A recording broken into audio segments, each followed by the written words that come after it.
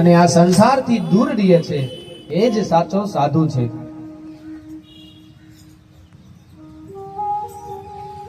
એક દિવસ વિશ્વામિત્ર યજ્ઞ કરી રહ્યા હતા અને મરીચ, સુબાહુ જેવા રાક્ષસો એ યજ્ઞમાં વિધ્વંસ કરવા માટે આવ્યા. વિશ્વામિત્રએ વિચાર્યું કે જો આ રાક્ષસનો નાશ નહીં થાય તો મારા કોઈ પણ યજ્ઞ સફળ નહીં બને.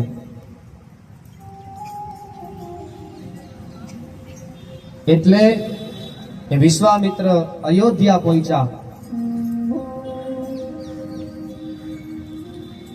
દશરથજીએ ઋષિજનનું સ્વાગત કર્યું, એક ઊંચા આસન ઉપર બિરાજમાન કરાવ્યા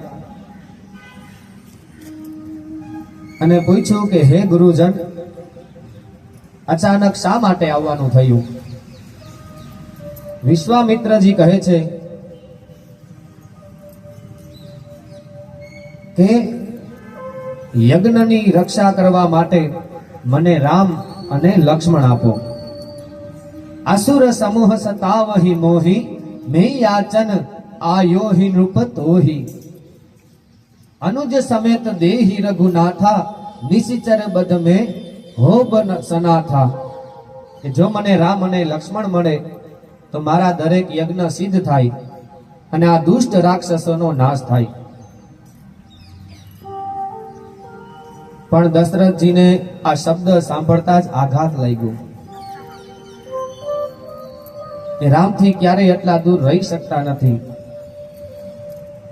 એ કહેવા લાગ્યા કે હે ગુરુજન, હજી આ તો નાના બાળકો છે અને એક તો અયોધ્યામાં અમારા રાજમહેલમાં અમારી મોટી ઉંમરે મને આ સંતાનની પ્રાપ્તિ થઈ જાય, તમે શા માટે એને લઈ જવા માંગો છો? વશિષ્ઠજીએ દશરથજીને સમજાવ્યા કે આ વર્ષમાં આ બંને કુમારોના લગ્નના યોગ છે. આ લગ્નના શબ્દ સાંભળી અને દશરથજીને થોડો આનંદ આવ્યો કે એ વાત પણ સાચી, છોકરાઓના લગ્નનો સમય આવી ગયો છે.